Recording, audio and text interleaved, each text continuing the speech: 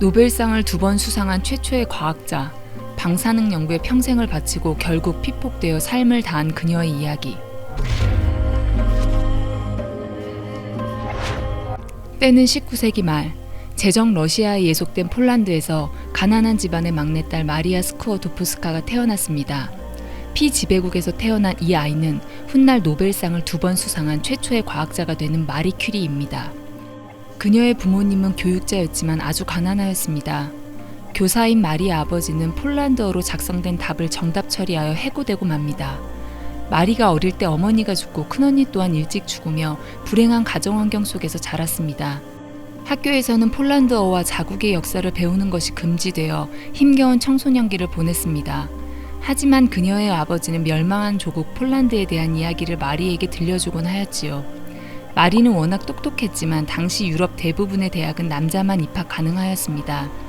여성 입학이 가능한 파리 소르본 대학에 가기로 결심하고 가정교사를 하며 유학자금을 모으기 시작합니다. 그런데 가정교사로 있던 부잣집 아들과 사랑에 빠지고 맙니다. 그 집에서는 마리가 가난하다 하여 그들의 결혼을 맹렬히 반대하지요. 눈물로 헤어짐과 동시에 소르본 대학의 합격 소식이 들리고 마리는 프랑스로 유학길에 오르게 됩니다. 프랑스에 갔다고 주머니 사정이 나아질 리 없겠지요. 허름한 집에서 빵 조각으로 버티다가 영양실조로 쓰러지기도 하였습니다. 여러 경제적 위기를 극복하고 마리는 소르본 대학에서 뛰어난 성적으로 물리학, 수학 학위를 받은 후 1895년 피에르 퀴리와 결혼하였습니다.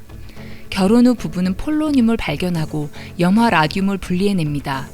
이 업적으로 두 사람은 1903년 노벨 물리학상을 수상하였습니다. 라듐은 수십 톤의 피치 블렌드에서 단 0.1g의 라듐밖에 분리 못할 정도로 어려운 일이었습니다.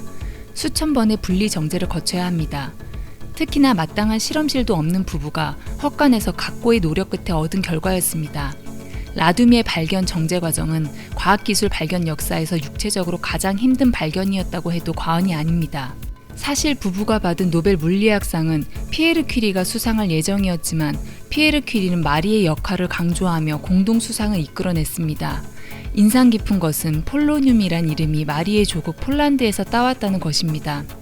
당시 폴란드는 전쟁으로 인해 지구상에 없는 국가였고 폴로늄은 정치적 이슈를 몰고 온 원소가 되었습니다.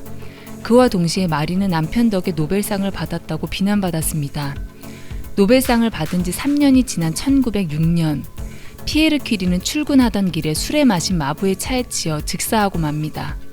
피에르 퀴리가 교수로 있던 소르본 대학은 마리에게 공석이 된 교수 자리를 제안하고 마리는 프랑스 최초 여성대학 교수가 됩니다. 남편과 사별한 마리는 홀로 1910년 기존 염화 라듐을 전기 분해하여 금속 라듐을 분리해내며 1911년 노벨 화학상을 수상합니다. 최초의 노벨상 2회 수상자가 되는 역사적 순간이었습니다. 사실 두 번째 노벨상 수상 전에 마리는 유능한 물리학자였던 폴 랑주벤과의 불륜 문제가 있었습니다. 그는 유부남이었고 이로 인해 노벨상을 받는데 위기가 찾아왔습니다. 그러나 업적과 사생활은 다르다며 노벨상을 수상하게 된 것이지요. 1914년 1차 세계대전이 발발하고 마리는 야전병원에서 부상병들을 돕기 시작합니다. 그녀는 재산을 털어 리틀 퀴리라는 자동차를 만듭니다. 자동차에 X선을 찍는 장치가 부착되어 있어 부상병을 조기에 진단할 수 있었습니다. 그러나 이러한 헌신은 X선 노출로 인해 마리의 죽음을 앞당기는 계기가 되었습니다. 노벨상 상금을 모두 바치고 마리는 노벨상 메달까지 팔아 나라에 도움을 주려 하였지만 다행인지 프랑스 은행의 만류로 메달은 지키게 됩니다. 마리는 전 재산을 내놓았기에 1차 세계대전 후 연구소로 왔을 때는 아무것도 남아있지 않았습니다. 미국의 한 기자는 라듐의 특허권을 마리가 소유한 것 아니냐고 묻습니다. 이에 마리는 라듐은 원소일 뿐이고 모두의 것이라고 답합니다. 마리는 미국에 방문하게 되고 미국은 말 그대로 그녀의 업적에 열광하지요. 미국 대통령은 마리에게 라듐 1g을 줍니다. 말년에는 프랑스 정부의 연금으로 다행히 경제적 공공함을 벗어나게 되었지만 평생을 과학에 헌신하며 살아온 마리는 방사능 연구로 인해 몸이 완전히 망가져 병으로 세상을 떠나고 맙니다.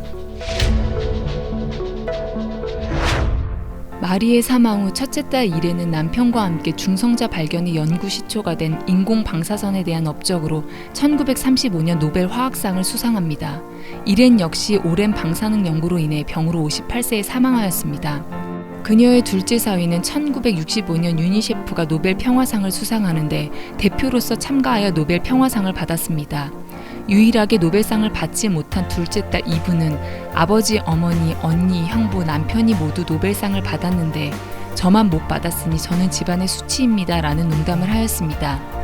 이브는 유니셰프 공로로 레지옹 도네르 훈장을 받았고 작가와 피아니스트로 활동하며 여러 상을 수상하였습니다.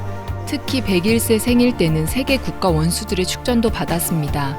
그녀는 멋진 삶을 살다가 103세 때 세상을 떠납니다. 마리 키리와 그 가족은 3대에 걸쳐 5명의 노벨상 수상자, 6번의 노벨상이 나온 집안이 되었습니다. 방사능 단위인 퀴리와 화학 원소 퀴리움은 마리 퀴리와 그의 남편 피에르 퀴리의 이름에서 따왔습니다. 1995년 프랑스는 퀴리 부부를 판테옹에 안장하였는데 그녀의 유해와 그녀가 생전에 사용한 모든 유품에서 100년이 다 돼가는 지금도 방사선이 나오고 있다고 합니다. 그래서 프랑스는 납으로 만든 관에 유해로 옮겨서 안장하고 물품 역시 모두 납으로 봉하였습니다. 라듐의 반감기가 1600년이기에 아주 오랫동안 납 용기에 보관되겠지요. 과학을 위해 헌신한 영화 같은 마리 퀴리의 삶, 여러분은 어떻게 보시나요?